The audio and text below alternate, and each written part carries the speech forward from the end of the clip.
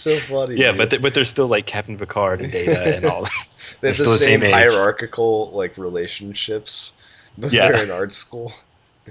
One, FlameFoxx, FlameFoxx. I can't watch any videos about Shrek on stream, but if you whisper me, I'll watch it later.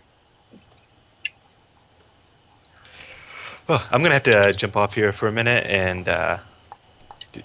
do some family time. Oh, okay. I understand. Don't, don't be like that, Curbs. No, it's okay, Cody. We were having such a good time, and now Yeah, yeah. We're just all joking about Star Trek. Hey guys, I've got this other thing. Yeah, We're I wait kind until of the maximum amount of smiles happens and then yeah. I jet out. You book it. Yeah. I can't become too attached to these people. I need to hold Yeah. it together for my family. Yeah. I like them. This isn't good. This is bad.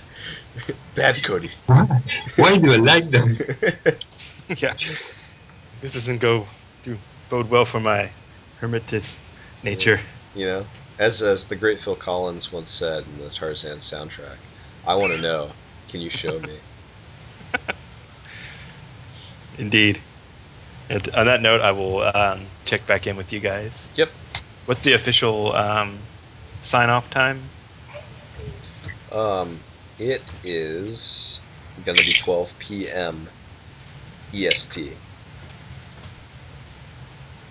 Cool. Okay. Well, I will talk to you guys soonish. See you soon, buddy. See ya. Bye, Cody. God, is he gone? He's gone. Leave? Oh, fuck, I hate that guy. Are we alone now? Yeah, yeah. Frank. Oh I'm here. man. No, oh, God damn it. Oh, okay. No, we. Oh.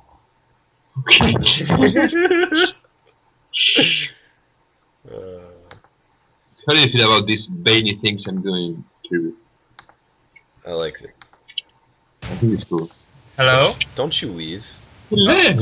Oh, okay. Oh, We were just saying, God damn it, because we love you so much. Obviously. yeah, no, I feel you. I understand. God damn it. Yeah. See? If we can all be honest with our emotions and just speak bluntly, you know. Unfortunately, my Skype is not responding right now, so I'm not seeing anything you're doing, Frank, but I did like the kind of redness going on. It's actually at the age of 9 to 11 that kids stop drawing most often due to some mindless comment about their drawings, and they get the idea that they can't draw. They want to draw realistically, but they get those bad, mindless comments. They get discouraged and stop drawing. It's also the reason so many adults say they can't draw. Yeah, Indev Girl, I used to draw a lot, given it was like anime style drawing, which I got into because I was reading a lot of manga when I was in like 5th grade. But I would draw characters from whatever I was imagining, and I thought, oh, Frank left us. Rip Skype, yeah. I thought I was pretty good at it, but that was like at the time, and I also just wasn't good at all. And then one of my my 4th grade math teacher, like, just eviscerated one of the things I was drawing once because I was drawing during class. And after that, I just didn't take any art classes anymore. Like, I still really liked art, but she was just like this spiteful woman. And they were like, it wasn't even, we weren't even doing math. We were playing math bingo. And I was like, this is a waste of my time. Because it was math bingo. Of course, math is my weakest subject now, but I don't know. If a kid's drawing something in my math class and we're playing math bingo, I'm not going to go over and tell them how shitty their art is. Okay, I guess my father just started up his music again. Give me a bit. Yeah, no problem. Frank, could you reshare your screen? Oh yeah, sure. We got a problem, a connection problem, right? A donation? Connection problem. Oh, okay. Yeah, that was my fault. I'm sorry. I'm sorry for raising your hopes. I was like, donation?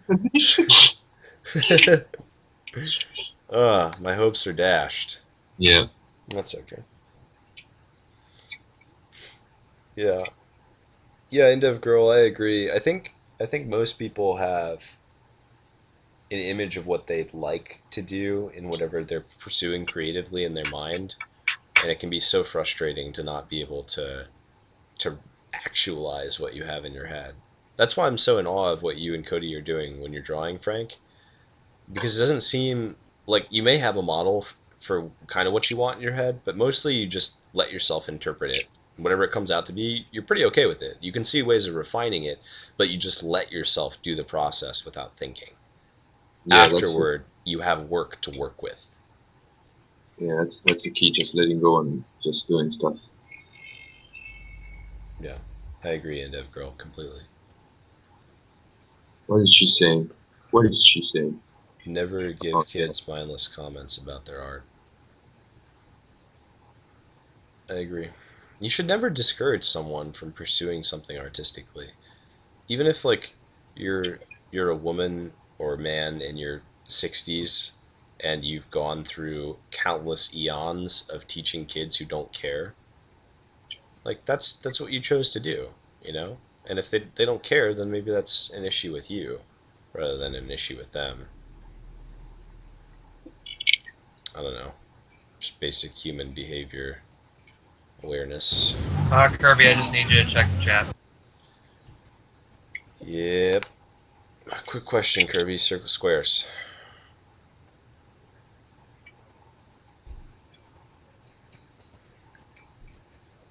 I think more than with adults, it's important to watch what you're saying to kids. It's easier. It's so easy to talk, not even down to them, but just to moderate yourself so that you're approaching them on like a lower intellectual level, which I don't feel they deserve. I think people generally tend to conform to your expectations of them. Um, if you expect that a child won't um, engage you or have an engaging conversation with you, then you're not going to go out of your way to have that engaging conversation with them. And they're going to sense it in you. I think individuals do that too, but it's so much more important for children to have engaging conversations early in their lives to gain perspective on the world and understand their place in it early. You meet a lot of adults who still haven't done that. And when you're an adult and you operate in that way and you don't have a decent perspective and you're not as empathetic, that's uh, that's a spot where people just don't even really want to pay you very much attention or work toward amending that perspective with something that is more realistic or more beneficial socially. It's just not worth the effort. You think that their behaviors are ingrained. Yeah, I agree, FlameFoxx. Definitely squares.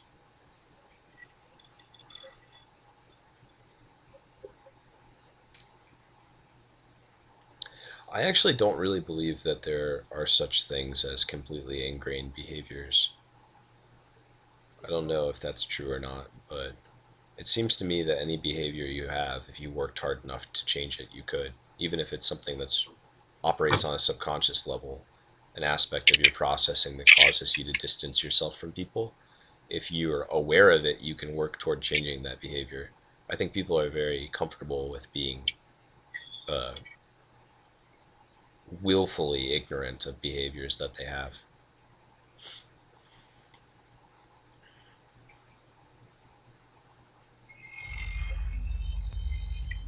I wish that we taught children to identify their own behaviors earlier. Uh, Now we're having philosophical conversations. This is the stage 4 drunkenness.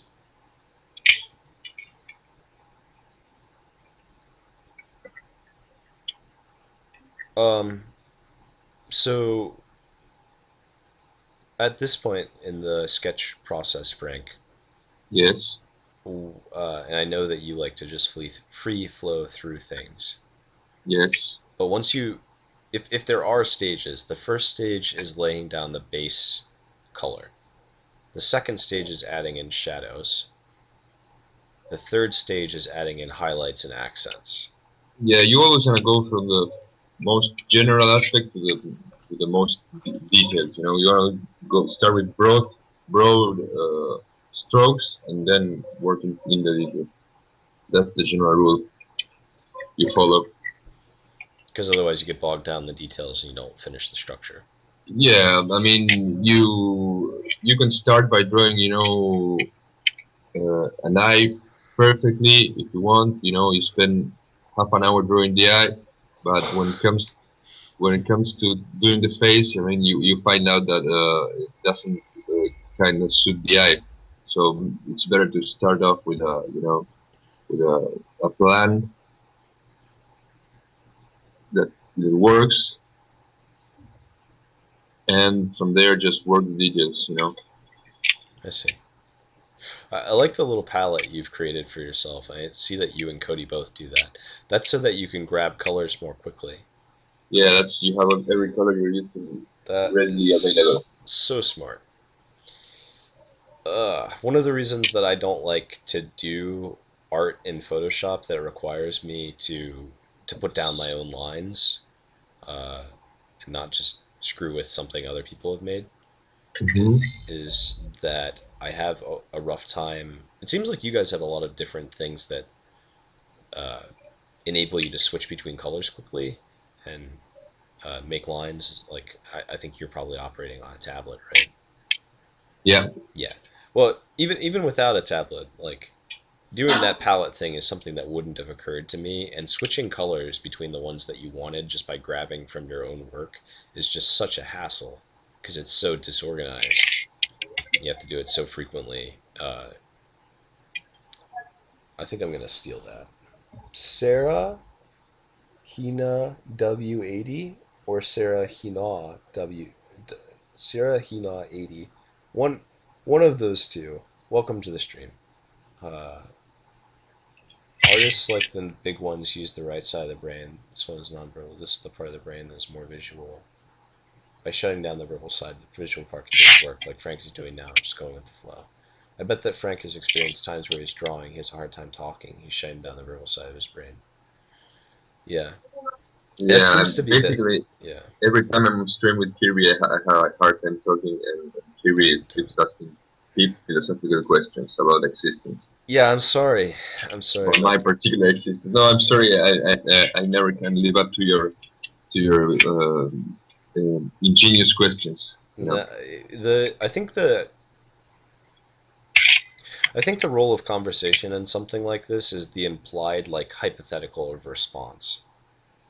In order for me to engage you in conversation in which I'm aware that you probably won't respond, I ask a question, and then you give a response, and then I continue the idea with like the delayed expectation that the idea will come into a new idea, and I can ask you that one, and then we'll extrapolate on that. Mm. Like it in much the same way that it seems like you're kind of following like a loose structure as you're writing. I have no end goal with these questions. Yeah, sometimes I think you do, and I think that's sometimes my problem. The end goal, yeah. No, I think yeah. you're expecting a certain answer because you already have something in mind, or something like that. I try not to do that. Some of the teachers that I've had the worst times with are the ones that who ask questions that are open ended but want specific answers. Oh yeah. That's always just so frustrating. So I never, unless I'm asking like a very direct, what, like a design question, I guess. What is the specific answer to the problem we're having with disability? I think I'm looking more for, and even then, those very specific questions have so many different ways of coming to a conclusion. There's just no way to. So Kirby, we will have grass here. Will we have some grass? Yeah, I think this would have grass, Okay. or maybe So lichen. You could maybe even throw lichen up on the stone. I don't know. yeah, let's see. Well, I mean, you mean these mega stones? I see some patches of grass here, and you mean lichen in these stones? On the Yeah, beach. yeah, on the like leading from the grass line up to the stones. I don't know. I have a few. You have a few examples of good teachers, Gosu skills. Please do share. I always like hearing about good teachers. People, my favorite teachers have been the storytelling teachers. The design book I've been reading through talks about a number of different sorts of teaching, but the type of teaching that I always interacted best with was the teaching that came with a narrative, because it was more easy. Sorry, it was easier for me to insert myself into the lesson when I could picture myself as one of the characters, or identify with the arc of a character that was learning something. I think stories, in general, uh, are the greatest teaching tool that we have. Literature, great literature, is, I think, the ultimate expression of that form of teaching. But it doesn't have to be, if like a teacher doesn't have to speak in novels in order for a narrative that they give you to operate on an intellectual or educational level. Sometimes it can be as simple as talking about a time where they went out on a boat with their dad and they caught a fish, and somehow you learn about the 1940s from that. What it was like then, what the norms were, why fishing was important. You gain perspective. I think maybe stories, the function of stories is to better give society perspective, to decentralize your perspective point from yourself to um,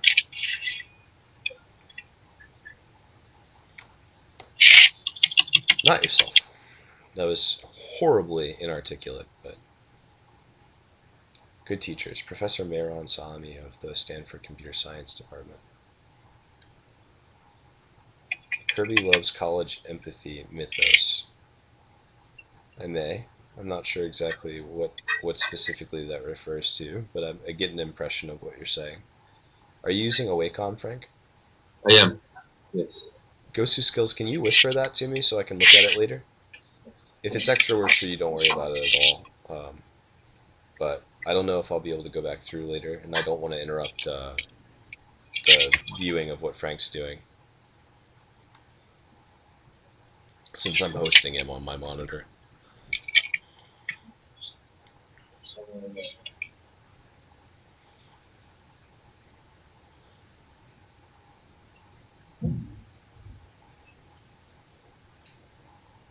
I did actually read through, David, if you're referring to like the power of myth or whatever, like the Joseph Campbell. I don't know if anyone here is familiar with Joseph Campbell, but he's like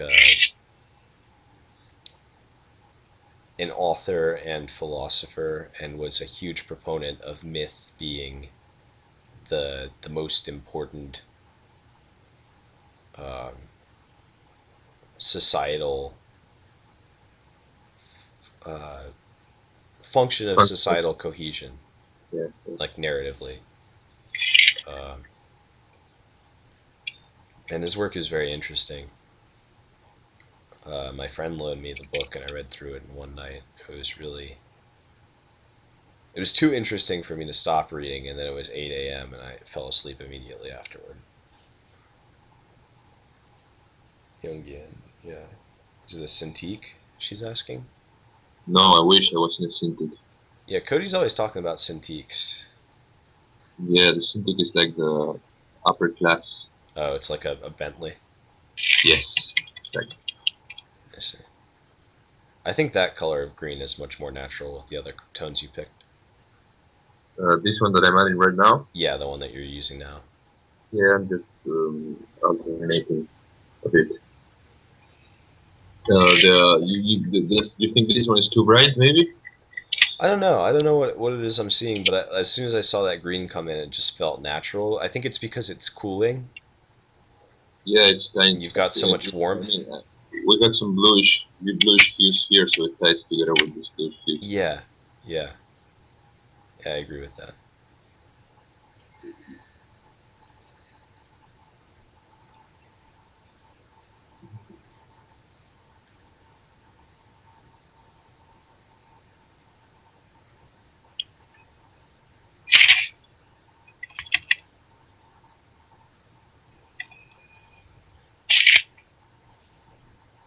I wish that playing audio on Twitch didn't mute it anymore, because I really want to go listen to Portishead's album Third very badly right now. Got one Oh, song in particular stuck in my head from it. yeah. What album would that be? Third? Yeah, Third is it's the name of their album I believe is Third. It was made in 2008. I think the song's name is The Rip.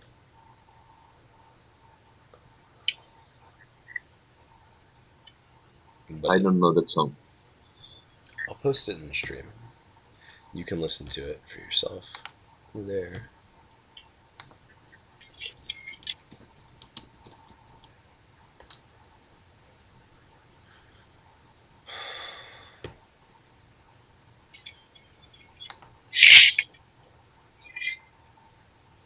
I listened to Portishead's first album for the first time, and I'd heard songs from it, but not all the way through, about 3 or 4 months ago. And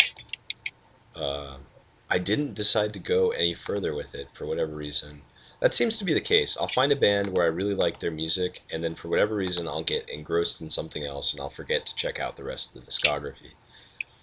My friend posted this song on, I think, Facebook, and I listened to it, and um, I don't know. There's songs where you get this immediate emotional connection to them very quickly when you're listening. Like you were ready to listen to them then, at exactly that time.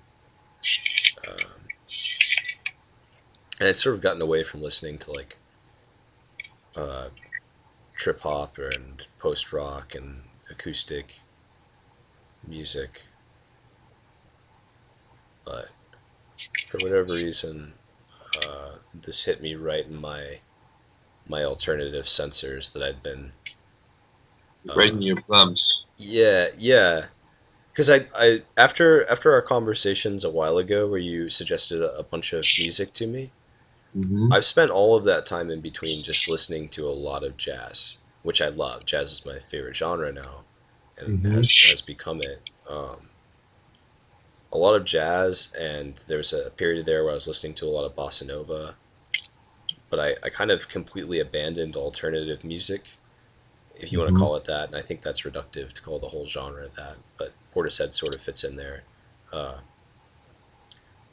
I think I was biased against it because I think that there is like an inclination to like the music that you liked a while ago less than you like the music you listen to now. Yeah. Well, at least for me, because part of what I like about music is being able to analyze it better and create references or know the references that certain songs are utilizing, like how many different versions of this song there have been, who is doing this when, why a song progresses in the way that it does. And I didn't have any of that fund of knowledge when I was listening to alternative music. And I listened to a lot of poppier alternative music because of that. I wasn't aware that I was listening to pop, and I thought I wasn't. Um, so I was pretty, what's the word for it? When you are uh, pretentious. I was pretty pretentious for a bit there, and I wasn't even listening to music worth being pretentious about.